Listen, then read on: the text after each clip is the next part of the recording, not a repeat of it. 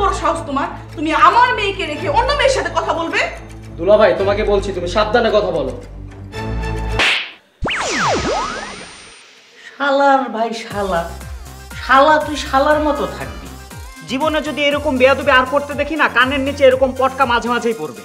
তুমি আবার আদরের ছোট ভাইয়ের গালে এত জোরে থাপ্পড় দিলে? আমার বাসায় থেকে আমার ছেলের গালে থাপ্পড়? শোনো, ঘর জামাইয়ের মতো থাকবে। আমার ভাইয়ের গালে থাপ্পড়, আর একবার যদি আমার কিসলুর গায়ে তোমার হাত ওঠে না, তাহলে তোমার হাত একদম কেটে দিব আমি।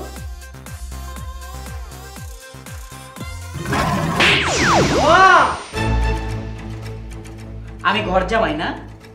আমি ঘর জামাই। এই বাসার ভাড়া না আমি দিই। এই বাসার গ্যাস বিল, নেট বিল, পানির বিল, সমস্ত বিল আমি পরিশোধ করি। এই বাসায় বাজার হয় আমার ইনকামের টাকায়। তোমরা না খেয়ে পরে বেঁচে আছো আমার ইনকামের টাকায়। সমস্ত খরচ চলে আমার টাকায়, আর এই বাসায় আমিই ঘর জামাই। ওরে আল্লাহ, বিশ্বাস করে আমার রাজকন্যার মতন মেয়েরে তোমার কাছে বিয়ে দিলাম, আর তুমি আমাদেরকে খোঁটা দিয়ে দিলা।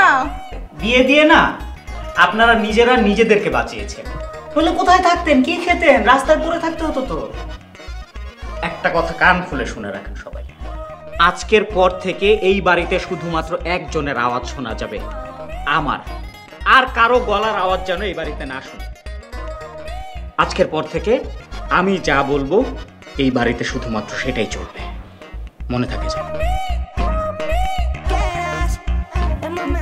বাবা, তোর লেগেছে? হ্যাঁ মা। বিজলি, এটা আমি কি দেখলাম রে? আমি বুঝতে পেরেছি মা, এই সব কিছু হচ্ছে ওই মেয়েটার জন্য। হয়তো ফজলের এত বড় সাহস হবে যে ও কিসলুর গায়ে হাত দেয়। আমার কিসলু, আজকের পর থেকে তোর কাজ হলো ফজল কি করে, কোথায় যায়, কার সাথে মিশে, কার সাথে কথা বলে, সব কিছু খেয়াল রাখা। নইলে কিন্তু বাবা আমাদের এই বাড়িতে আর থাকা হবে না। ঠিক আছে মা।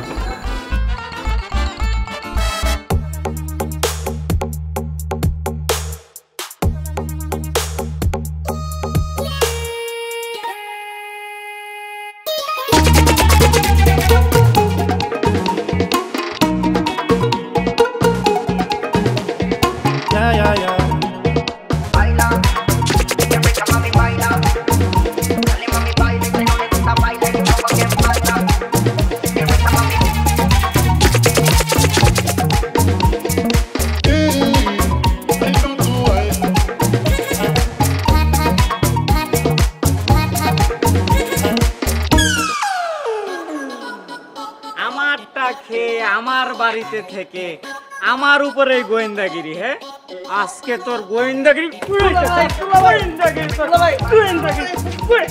আমার উপরে গোয়েন্দাগিরি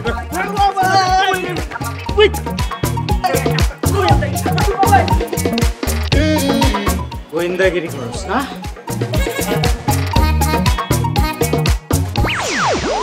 মা, আল্লাহ গো, আমি মনে হয় আর বাঁচবো না মা। বেশি ব্যথা? হ্যাঁ মা, অনেক মেরেছে আমাকে। ও মা, এখনো ব্যথা? আমি আর পারছি না মা। আমার ছেলেটাকে মেরে কি করেছে? ও আমার বাচ্চা ছেলেটার সাথে তুমি এমন করতে পারলে, এভাবে মারতে পারলে? কত নিষ্ঠুর তুমি!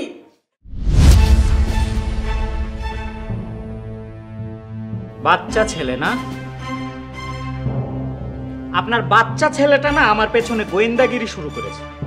আর যদি জীবনে কোনোদিন আমার পেছনে লাগতে দেখেছি, তাহলে এমন অবস্থা করব যে নিজের পায়ে হেঁটে বাড়ি ফিরে আসার মতো অবস্থা থাকবে না, বলে দিলাম।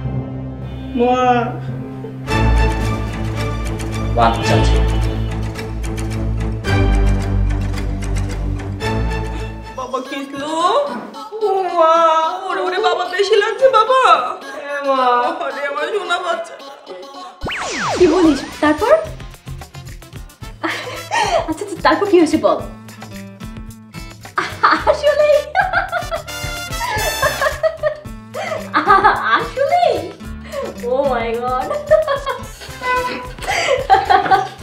আচ্ছা শোন, আমি তোকে যেটা বলতেছি, যেভাবে বলতেছি সেইভাবে বল। এই ফজল, ফজল, ফজলু, কি হচ্ছে তোমার?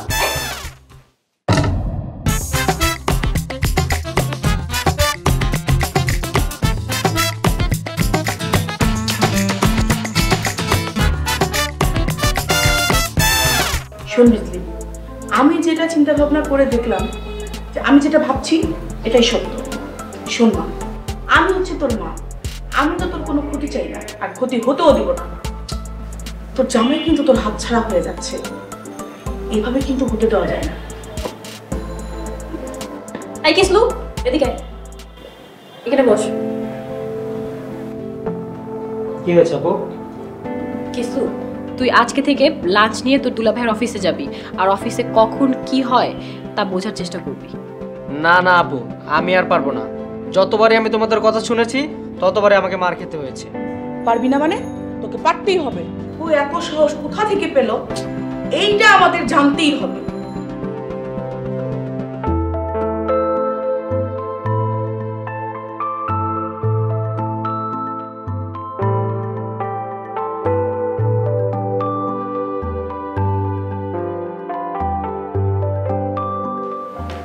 ভাই চলেন আজকে বাইরে লাঞ্চ করি। চমক আমাদের দুইজনকে লাঞ্চ করাবে। আরে বাহ, ভালো তো। ঠিক আছে, যাওয়াই যায়। নতুন প্যান্ট নাকি? কবে নিলেন? আপনাদের ভাবি অনলাইন থেকে অর্ডার দিয়ে এনেছে। সুন্দর না? হ্যাঁ, ভালোই। আচ্ছা ঠিক আছে, আপনি কাজ তাড়াতাড়ি শেষ করুন, আমি গেলাম। আচ্ছা ঠিক আছে।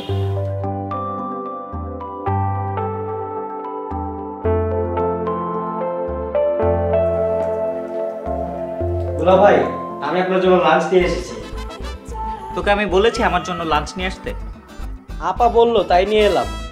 তোকে না বলেছি আমার পেছনে গোয়েন্দাগিরি করবি না, খবর আছে তোর? কে উনি স্যার? কে? ও আমার বাসার কাজের ছেলে। দুলা ভাই, স্যার আজকে আমরা বাইরে লাঞ্চ করব, মনে আছে তো? হ্যাঁ হ্যাঁ মনে আছে। না না, দুলা ভাই বাইরে খাবে না, আমি দুলা ভাইয়ের জন্য লাঞ্চ নিয়ে এসেছি। দুলা ভাই? উনি কি বলছে স্যার? না না, হয়েছে কি, এই ছেলেটাকে আমরা উগান্ডার একটা অবহেলিত অঞ্চল থেকে নিয়ে এসেছি। ওই অঞ্চলের মানুষগুলো স্যারকে দুলাভাই বলে ডাকে। দুলা ভাই, চুকার। আচ্ছা স্যার, আমি অপেক্ষা করছি, তাহলে আপনি আপনার শালাকে বিদায় করে আসুন। শালা? আমাদের বাসাও এমন উগান্ডার একটা কাজের লোক আছে, তাদের অঞ্চলে নাকি এমন কাজের লোককে শালা বলেই ডাকে।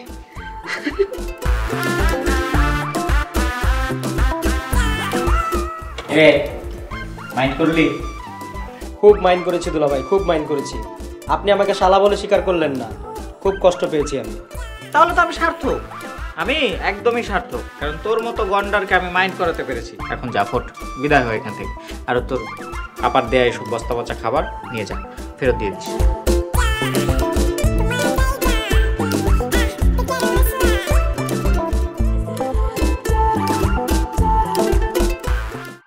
কি যে করবো কিছুই বুঝতে পারছি না।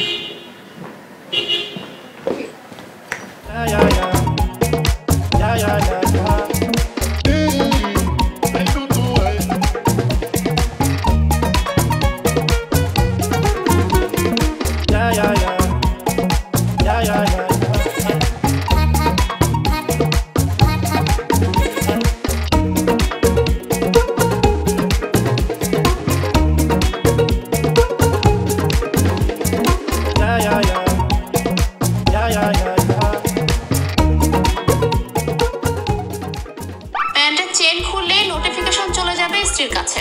একই সাথে আপনার স্ত্রী জেনে যাবে আপনি বর্তমানে কোথায় অবস্থান করছেন। সাম্প্রতিক সময়ে এক ব্যক্তি এমনই এক স্মার্ট প্যান্ট আবিষ্কার করে হইচই ফেলে দিয়েছেন পুরো নেট দুনিয়ায়। বিস্তারিত থাকছে ডেস্ক রিপোর্টে। চলে যাবে আপনার স্ত্রীর কাছে, একই সাথে আপনার স্ত্রী জেনে যাবে আপনি বর্তমানে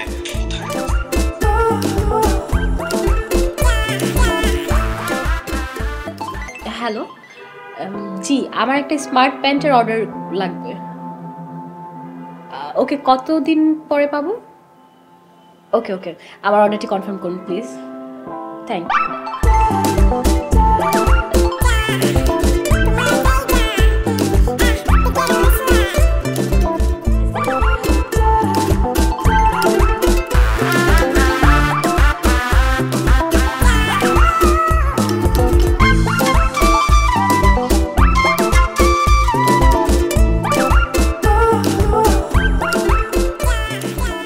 কি হয়েছে, সমস্যা কি? হ্যাঁ, সকালে অফিসে আছে, ঘুমাতে দাও। শোনো না, একটা কথা বলবো। সব কথা শোনো না, কালকে শুনবো। হ্যাঁ, এখন ঘুমাবো।